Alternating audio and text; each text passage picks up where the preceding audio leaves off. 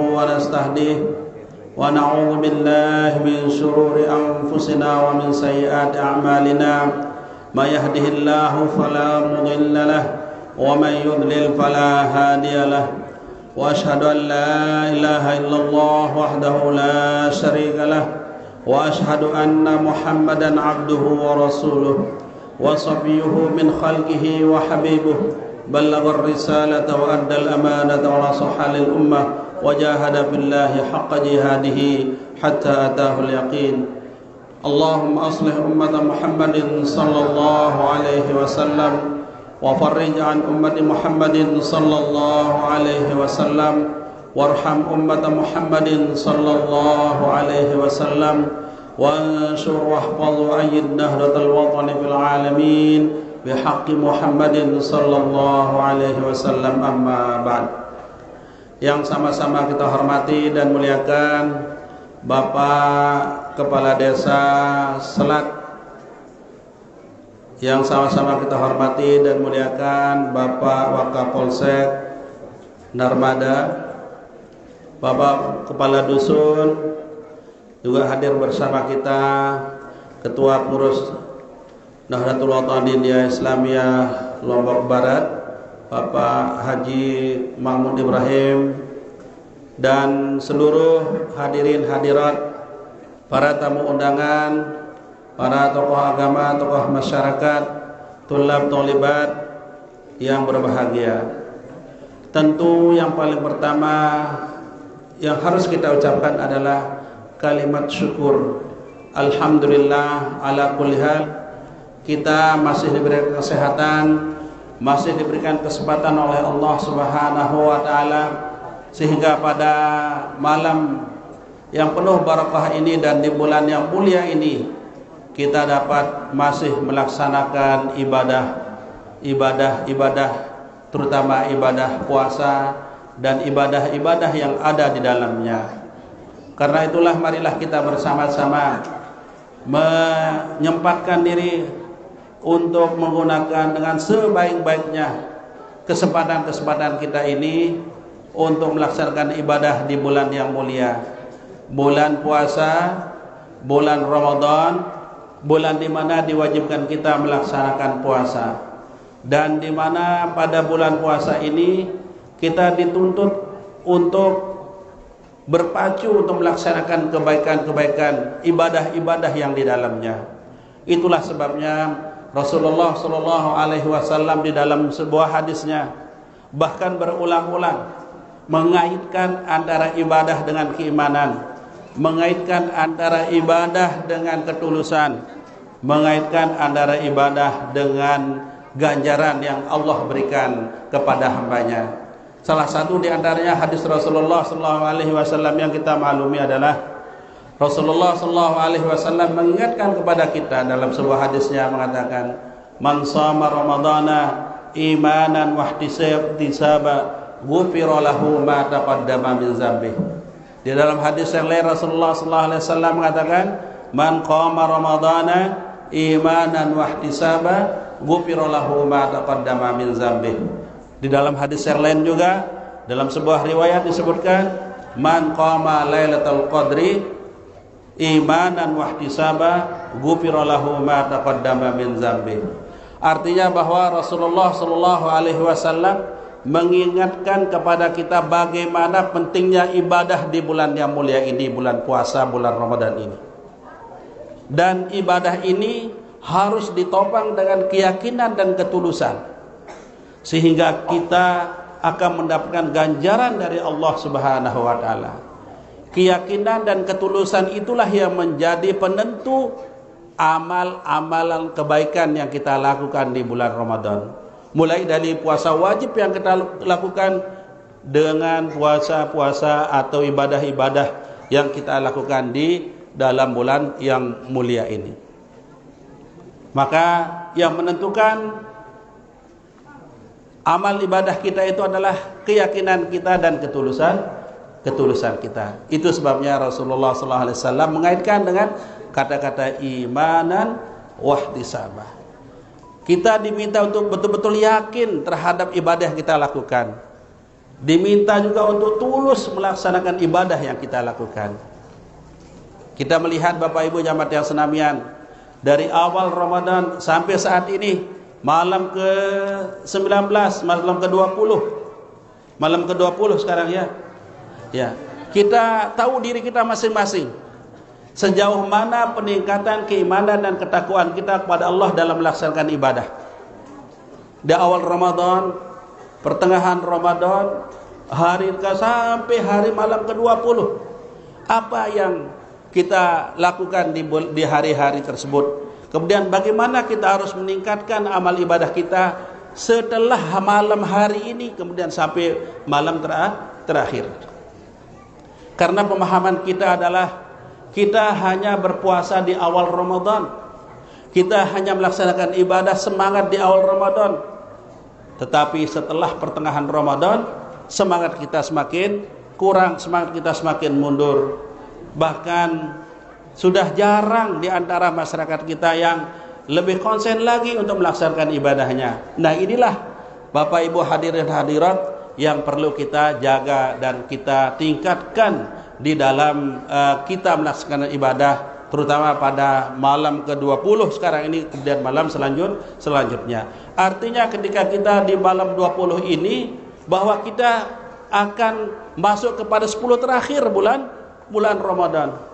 Tahu enggak bagaimana Rasulullah SAW menyikapi 10 terakhir bulan Ramadan? Rasulullah SAW menyikapi 10 terakhir bulan Ramadan luar biasa. Katanya beliau ketika masuk 10 terakhir, ikat pinggangnya dikuatkan, keluarganya dibangunkan, kemudian beliau sahirul layali untuk menjaga 10 terakhir di bulan Ramadan. Selalu beliau mengingatkan, bahkan beliau mengatakan iltamisuha ketika menyebut tentang bagaimana malam Lailatul Qadar. Perhatikan di 10 terakhir bulan Ramadan. Artinya malam ganjil maupun malam genap itu sangat perlu untuk kita perhatikan. Jangan sampai 10 terakhir ini kita lembek. Ya.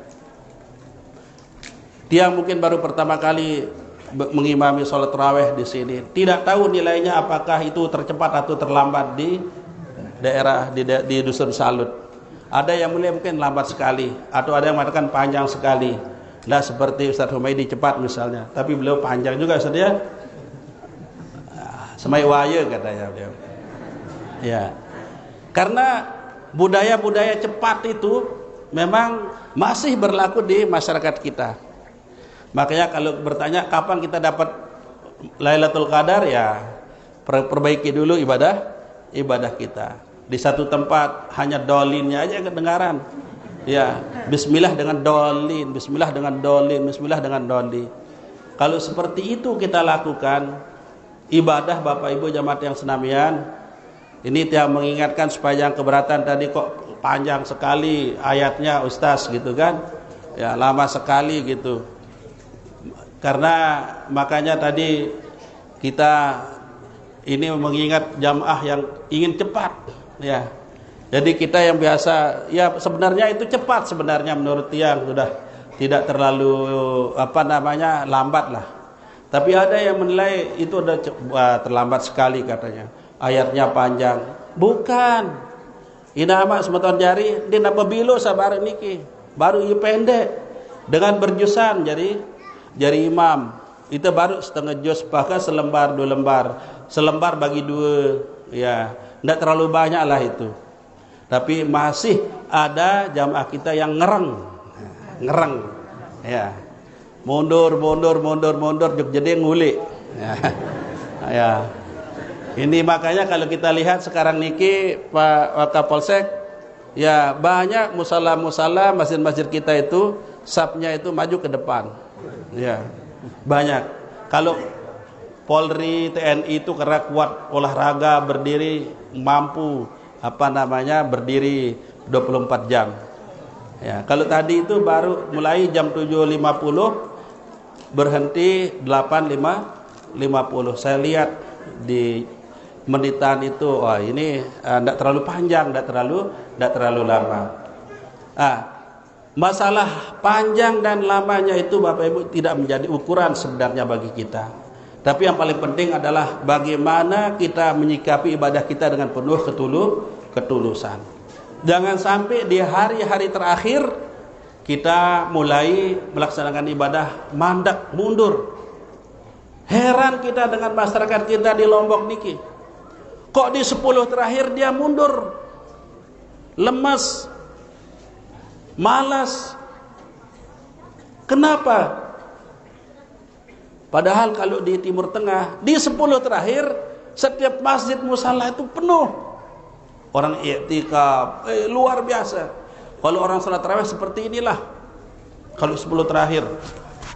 Tapi kita belum tentu di masjid-masjid kita maupun di musalla-musalla kita. Maka perlulah kita harus merenungi makna hadis Rasulullah SAW yang mengaitkan ibadah puasa, ibadah qiyamul lail, ibadah malam qiyam Lailatul Qadar itu dengan keimanan dan ketulusan, mengharapkan ganjaran dari Allah Subhanahu wa taala.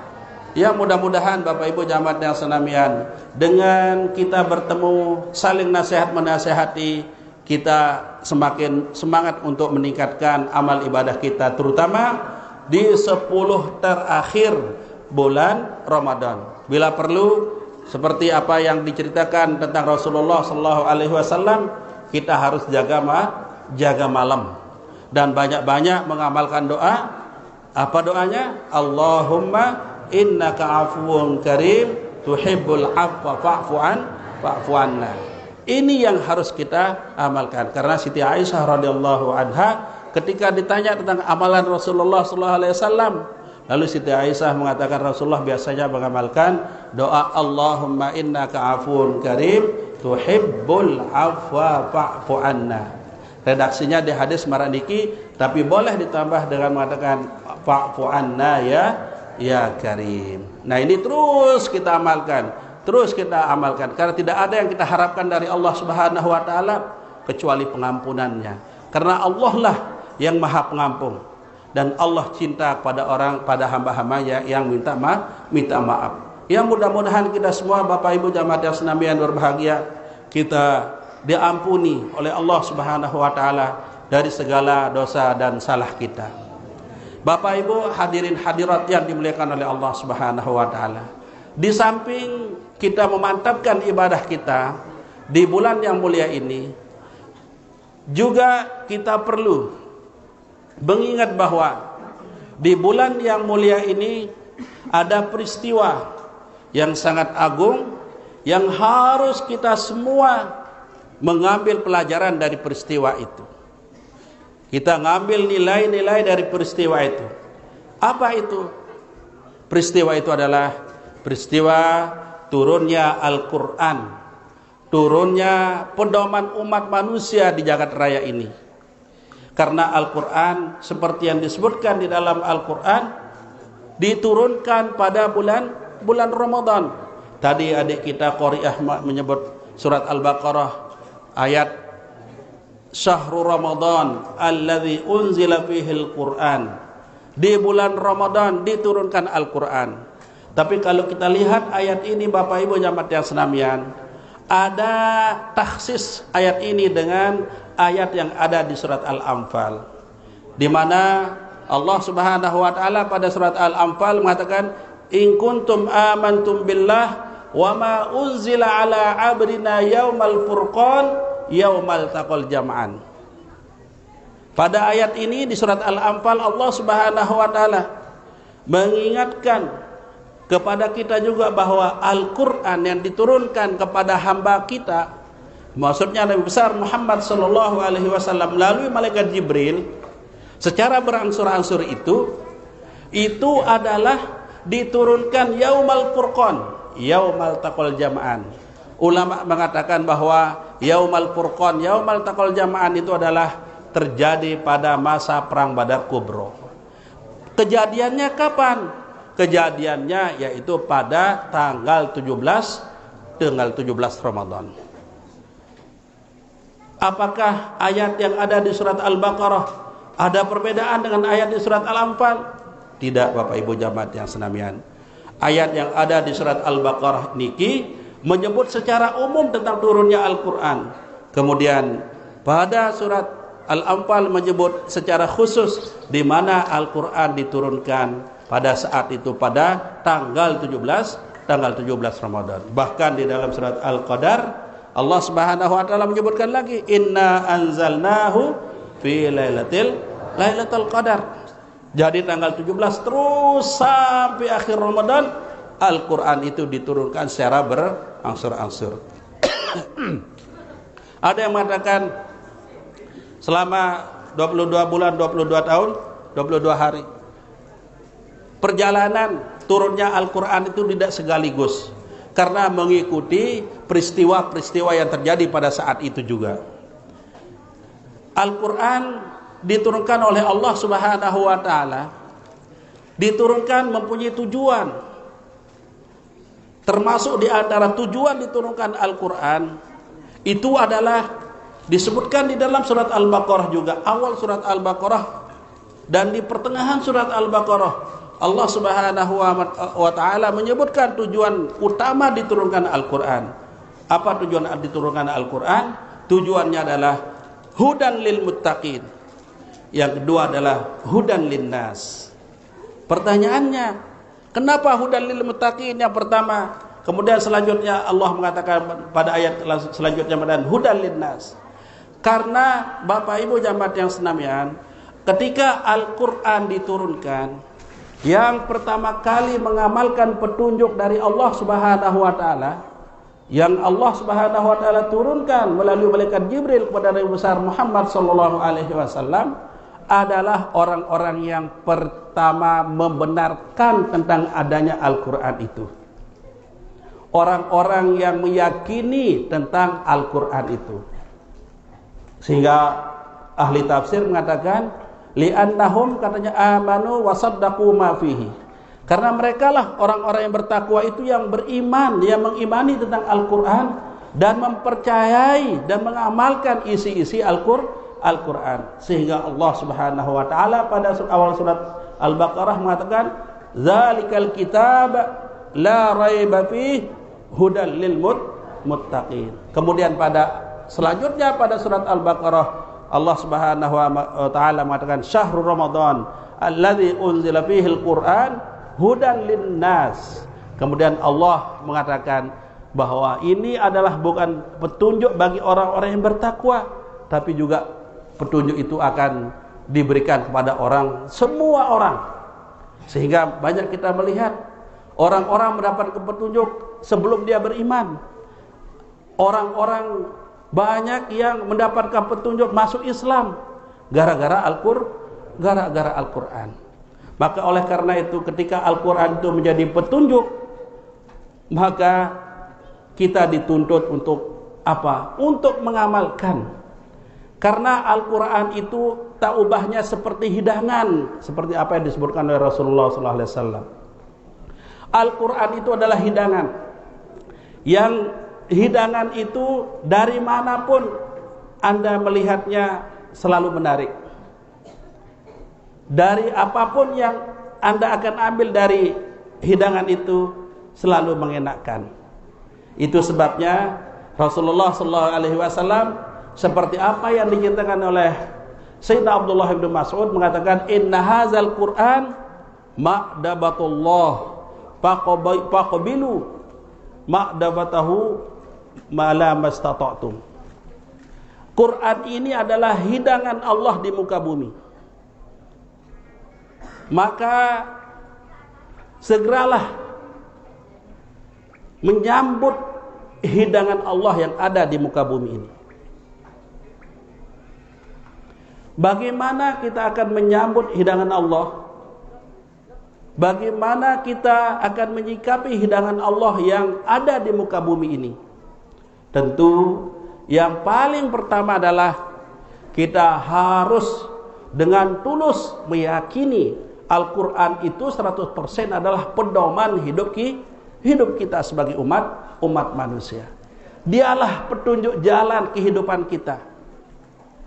Makanya pada hadis selanjutnya Rasulullah sallallahu alaihi wasallam mengatakan inna hadzal Qur'an huwa hablul matin. Tak ubahnya Al-Quran ini seperti tali yang sangat kuat. Jika kamu pegang tali ini, kamu akan selamat. Inna hadzal Qur'an huwa nurul mubin. Quran ini cahaya yang sangat terang dan jelas. Kamu tidak akan masuk dalam kegelapan kalau kamu selalu mengembalikan dirimu kepada Al-Quran. Kemudian Rasulullah SAW mengumpamakan inna hadzal Qur'an ismatun liman tamassaka bihi, katanya.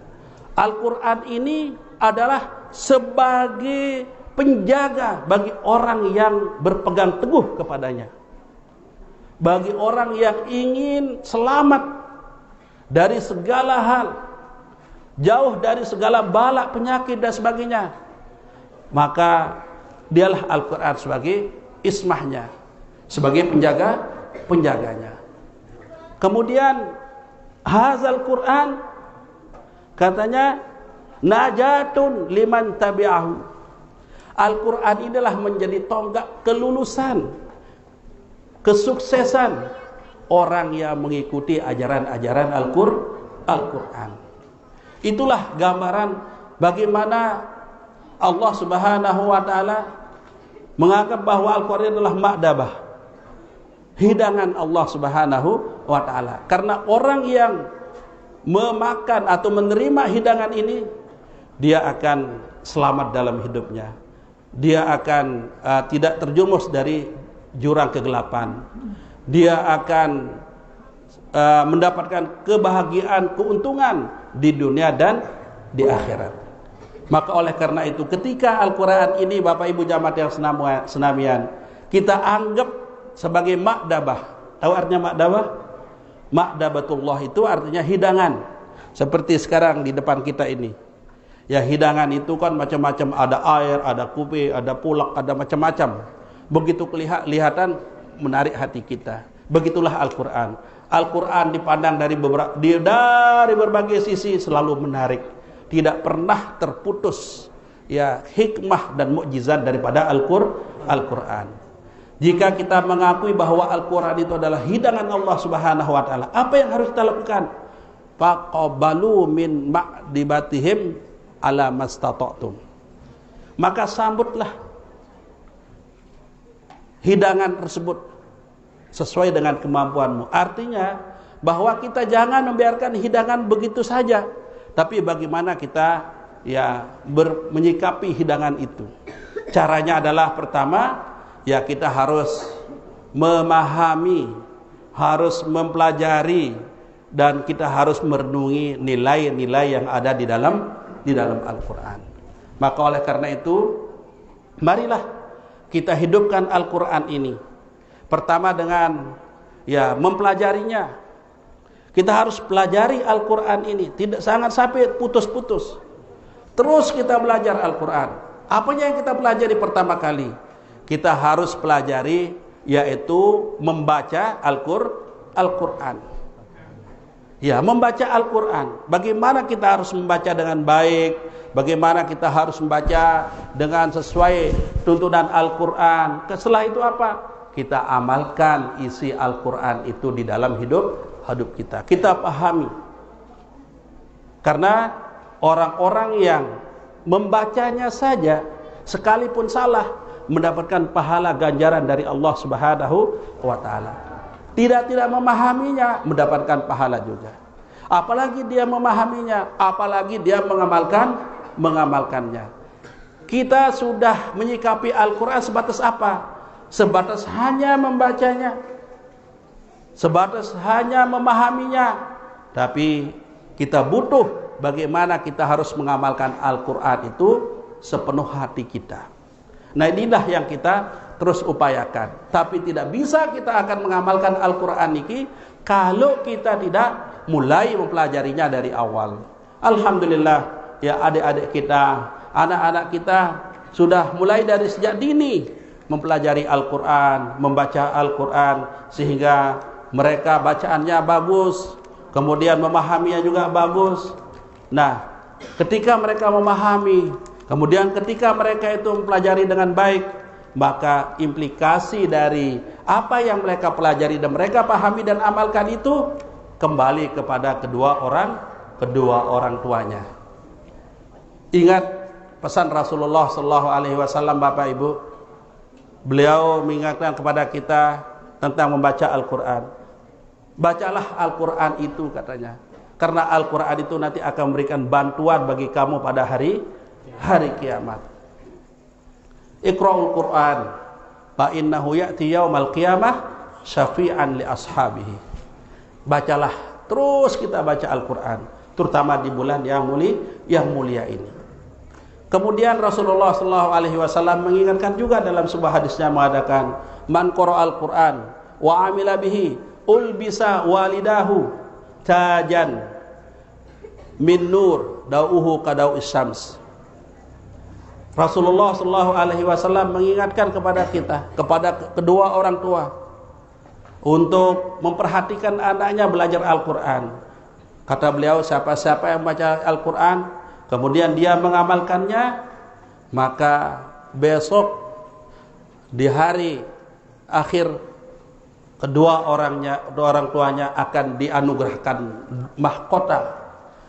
mahkota dari cahaya. Alangkah bahagia orang tua yang menyekolahkan anaknya di sekolah-sekolah agama, kemudian anaknya mampu memahami, membaca Al-Qur'an dengan baik dan mengamalkannya.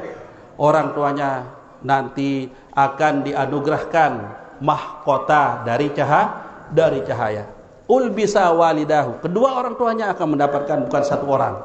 Ini luar biasa implikasi dari anak yang memahami, membaca Al-Qur'an dengan cara yang baik. Maka Bapak Ibu jamaah yang Islam yang berbahagia, marilah anak-anak kita terus kita tuntun untuk mampu dia membaca Al-Qur'an, mampu memahami Al-Qur'an, mampu mengamalkan Al-Qur'an, sehingga ada implikasinya, pengaruhnya bagi kedua orang tuanya.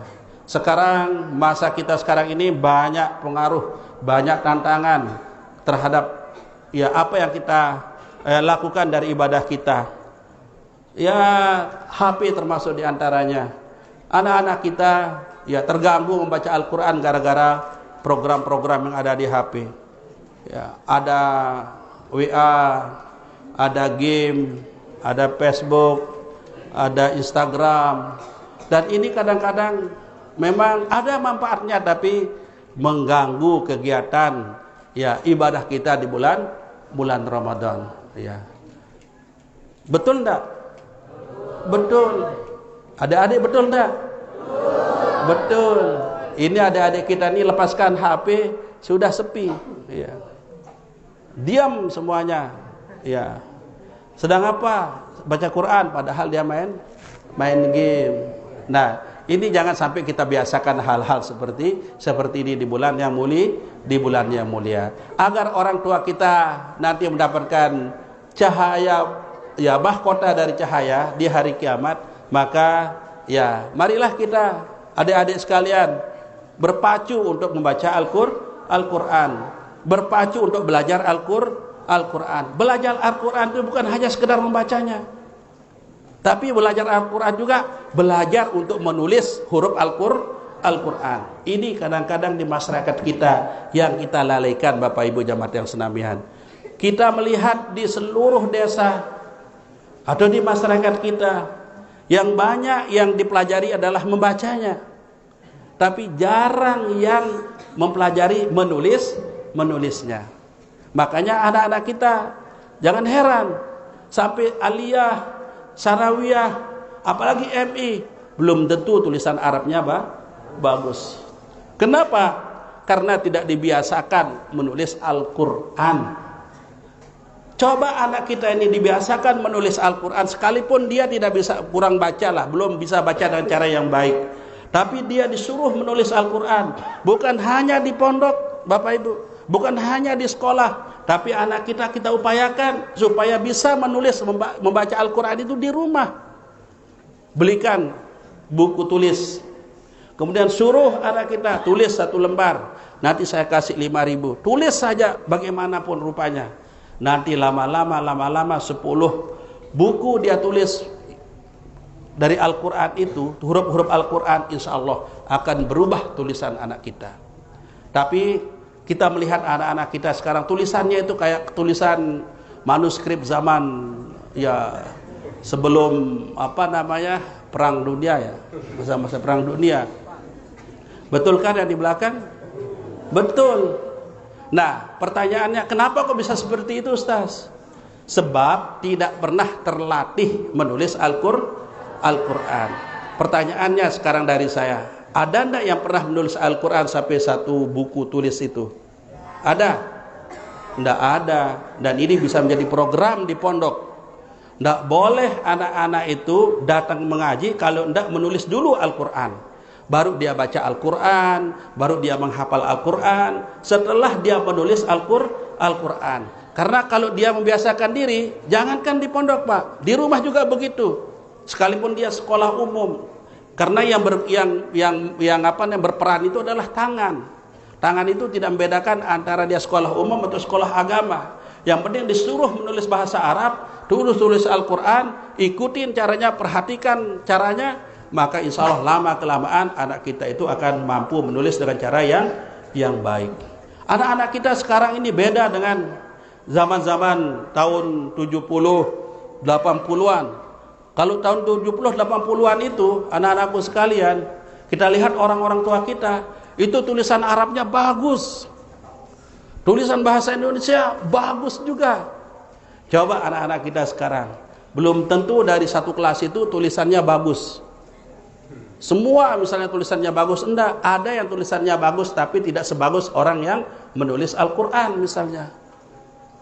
Nah, ini coba kita terapkan di dalam lingkungan kita, lingkungan keluarga kita juga, lingkungan sekolah kita juga, lingkungan pondok. Bagaimana anak-anak kita ini berpacu untuk menulis Al-Quran. Mungkin menulis kaligrafi tidak perlulah, tapi suruh aja dia pelototin 24 jam Al-Quran itu dengan menulis dan pikirkan, kemudian apalagi dia hafal, maka nanti insya Allah di samping dia mampu membaca Al-Quran, mampu menghafal Al-Quran, juga tulisan Al-Qurannya bagus. Ini sangat penting ya bagi kita, bukan hanya untuk guru-guru saja, tapi juga untuk orang tua, ama, ina, papu, ya, bayi-bayi, anak-anak, sila suruh anak niki tulis Al-Quran. Bila perlu kasih dia hadiah. Ya. Amun bau sim tamatan tulis Al-Qur'ani sebongkol lelek buku ya kebenga buah kepen kamu 100 yu. Amun bau sim tulis sebongkol ne sebongkol tulis ya kebelian sempeda. Ya, menulah Al-Qur'an.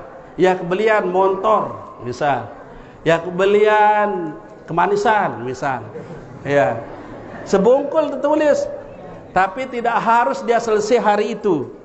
Yang paling penting adalah dia mulazamah terus menulis sampai akhir dia menulis Al-Quran, sehingga dia suatu saat nanti akan secara tidak langsung dia tulisannya itu akan bagus. Coba aja buktikan, ya. Coba buktikan. Tidak perlu dia harus belajar ada guru, tapi dia harus menulis dan melihat Al-Quran itu sendiri. Satu bentuk huruf tulisan Al-Quran. Ya, Al-Quran itu tulisan nasakh, itu saja dia ikutin. Ya, dulu kita waktu belajar di ibtidaiyah ada dua bentuk tulisan Arab yang kita disuruh tekankan untuk menulis. Pertama adalah tulisan bentuk nasakh, kemudian tulisan bentuk riq'ah. Nah, ini nasakh hendak, riq'ah juga hendak. Ya, tulisannya tulisan apa? Ya, tulisan Indomie. Ya, kesana kemari jadinya. Nah, inilah yang perlu kita kita renungi bersama, bagaimana kita menjadikan Al-Quran ini pedoman dalam hidup kita. Tentu sebelumnya ketika kita akan jadikan Al-Quran ini sebagai pedoman hidup kita, yang paling pertama bagi kita adalah mempelajari Al-Quran dengan cara yang baik, terutama di bulan yang mulia ini. Marilah kita banyak-banyak membaca Al-Quran, menamatkan Al-Quran, tadarusan Al-Quran. Tadarusan itu artinya saling mengingatkan kesalahan tentang bacaan Al-Quran. Jangan sampai ya ditegur tidak mau, close terus.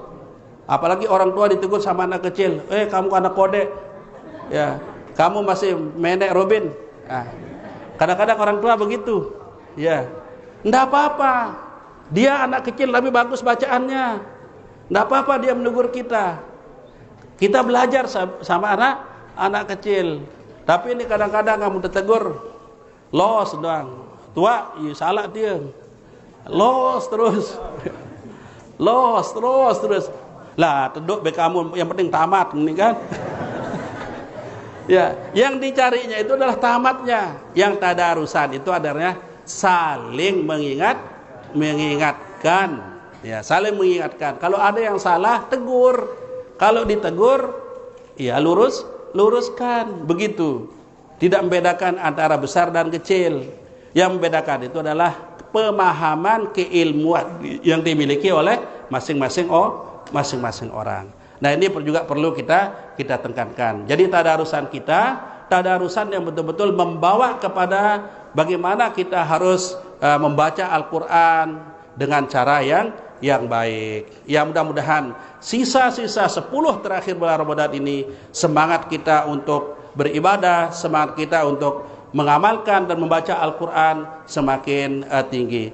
Amin amin ya rabbal alamin. Bapak Ibu jamaah Islamiyah yang dimuliakan oleh Allah Subhanahu wa taala, sekarang sudah jam 10.08, sudah belum tibanya waktu sahur, maka kami akan tutup ya ceramah ini dengan sama-sama ya kita bermohon kepada Allah Subhanahu wa taala semoga amal ibadah kita diterima oleh Allah Subhanahu wa taala, puasa kita diterima oleh Allah Subhanahu wa taala, dan ibadah-ibadah lainnya diterima oleh Allah Subhanahu wa taala, dan mudah-mudahan kita diberikan hidayah untuk terus mampu membaca, mengamalkan dan merenungi isi-isi Al-Qur'an. Amin amin ya rabbal alamin. Usikum wa nafsi bi taqwallah. Kurang lebih mohon maaf. Allahumma fiq wal hadi ila sabilir rasyad. Wassalamualaikum warahmatullahi wabarakatuh.